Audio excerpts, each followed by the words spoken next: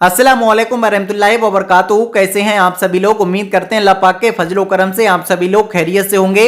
हज 2026 में जाने वाले सभी हाजियों के लिए हज के दौरान क्या क्या फैसिलिटी मिलेंगी, मक्कातुल मुकर्रमा में क्या फैसिलिटी होंगी, मदीना मुनव्वरा में क्या फैसिलिटी होंगे। हज के दौरान जो हज के दिन होते हैं 8 जिलहज्जा, 9 जिलहज्जा, 10 जिलहज्जा, 11 जिलहज्जा, 12 जिलहज्जा, उन दिनों में हाजियों के लिए क्या क्या व्यवस्थाएं होंगी। हाजियों को रियाल कहाँ मिलेंगे, अगर हाजी यहां से रियाल लेकर के नहीं जाना चाहते तो वहां हाजियों को रियाल कहां मिलेंगे। हाजियों के लिए शॉपिंग कहां से करनी चाहिए, मक्का से शॉपिंग करनी चाहिए या फिर मदीना से शॉपिंग करनी चाहिए। साथ ही हज के कोटे को लेकर के भी आपको बता दें कि बहुत ही बड़ी खबर आ रही है।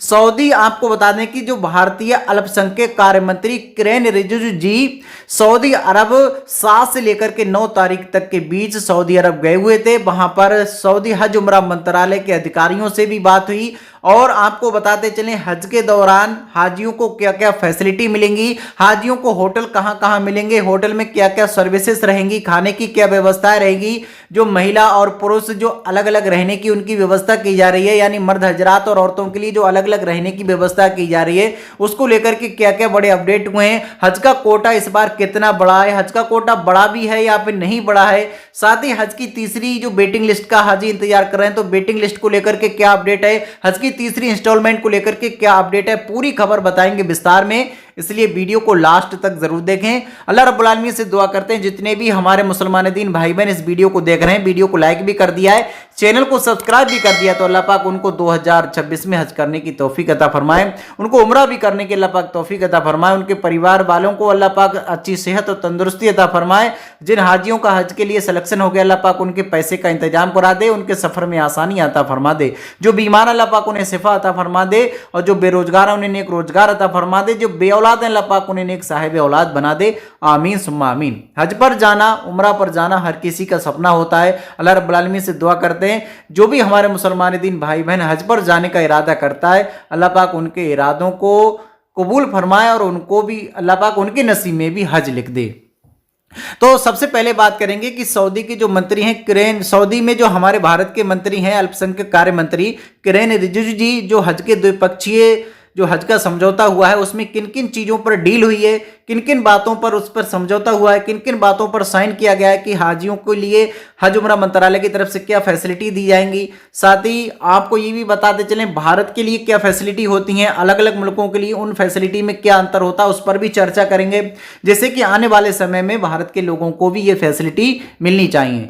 तो सबसे पहले तो आपको बताते चलें कि उन्होंने क्या कहा उस पर चर्चा करें। केंद्रीय अल्पसंख्यक कार्य मंत्री और संसदीय कार्य मंत्री किरेन रिजिजू जी 7 नवंबर से लेकर के 9 नवंबर तक सऊदी अरब की आपको बता दें आधिकारिक यात्रा पर थे। इस दौरान भारत और सऊदी अरब ने हज 2026 के लिए अहम द्विपक्षीय समझौते पर हस्ताक्षर भी किए हैं। रिजिजू जी ने सऊदी अरब के हज और उम्रा मंत्री तौफीक बिन फौजान अल राबिया के साथ द्विपक्षीय बैठक की।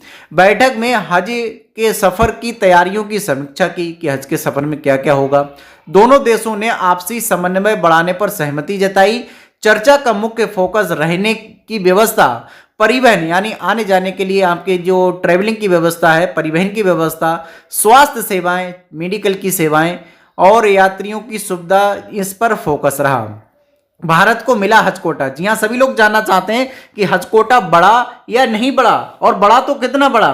क्या 2025 में कहा था, जो 2025 में हाजी गए थे तो क्या उनके लिए जो कहा था कि कोटा बढ़ जाएगा, तो इस बार क्या हुआ, बड़ा या नहीं बड़ा। बैठक के बाद 2026 हज के लिए समझौते पर हस्ताक्षर किए गए। भारत के लिए जो कोटा तय किया गया है वो 1,75,025 हाजियों का कोटा तय किया गया, यानी कि 2024 में भी वही था, 2025 में भी वही था, अब 2026 के लिए भी वही कोटा तय किया गया। मंत्री ने रियाद स्थित भारतीय दूतावास और जेद्दा के भारतीय वाणिज्य दूतावास के साथ सभी आपको बता दें कि उनके साथ मिलकर के बैठक की और अब तक की तैयारियों की जानकारी ली कि हाजियों के लिए क्या इंतजाम हो रहे हैं। 2024 में जो हाजी गए थे बड़ी संख्या में हाजियों का इंतकाल हुआ, अलग अलग मुल्कों के, भारत के भी लोग उसमें शामिल थे।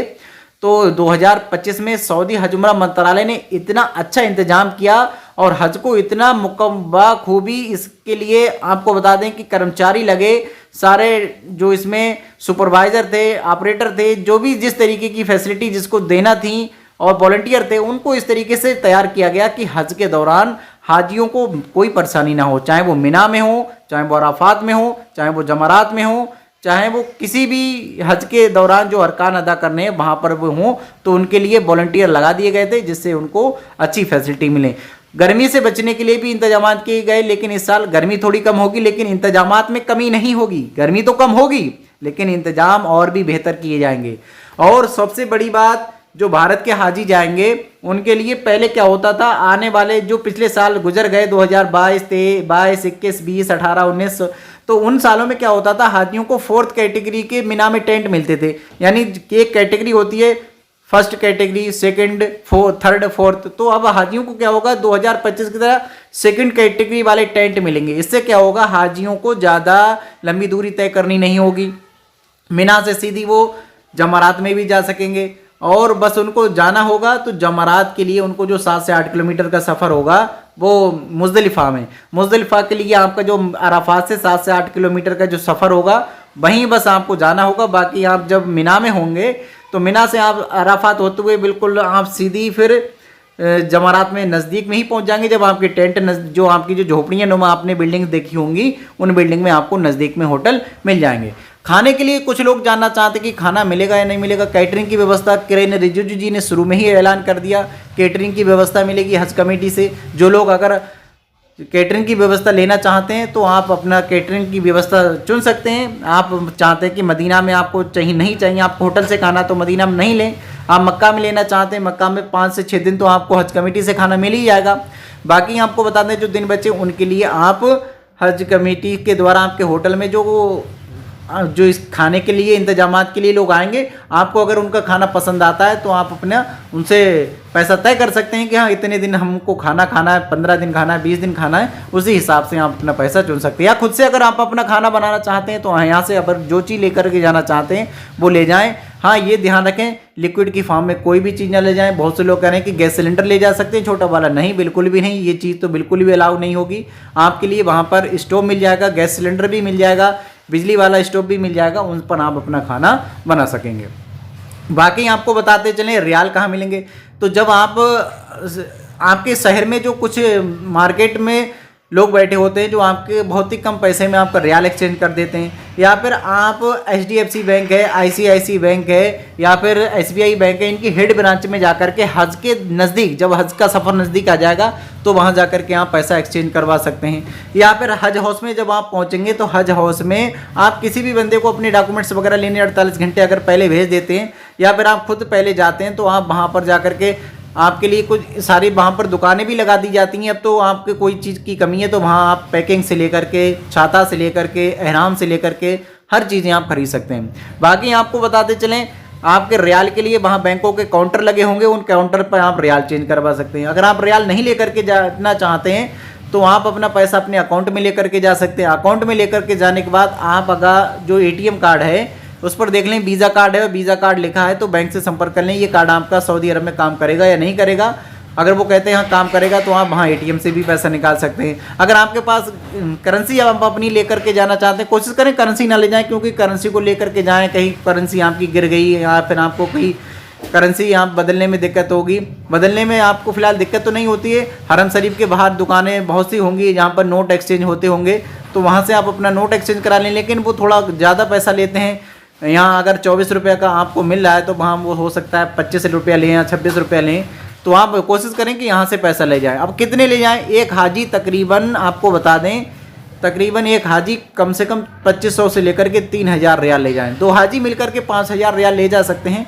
बाकी जैसी आप शॉपिंग करना चाहते हैं पैसा अपना ज़्यादा बढ़ा भी सकते हैं। बाकी अगर हज से जुड़ा कोई भी सवाल है तो आप वीडियो के कमेंट सेक्शन में कर दें। कोटा फिलहाल नहीं बढ़ा, कोटे बढ़ने की उम्मीद थी। बाकी आपको बता दें फैसिलिटी पिछले साल से भी अच्छी बेहतर की जाएंगी, इस पर द्विपक्षीय समझौता हो चुका है। इंशाल्लाह सफ़र में आसानियां हों और सभी हाजियों की जो वेटिंग लिस्ट है अल्लाह पाक जल्द से जल्द वेटिंग लिस्ट भी क्लियर करा दे। और थर्ड इंस्टॉलमेंट के लिए हाजी काफ़ी ज़्यादा उत्सुक हैं पैसा जमा करने को लेकर के, तो थर्ड इंस्टॉलमेंट का भी जल्द से जल्द सर्कुलर आ जाएगा, उसके बारे में भी आपको बता दिया जाएगा।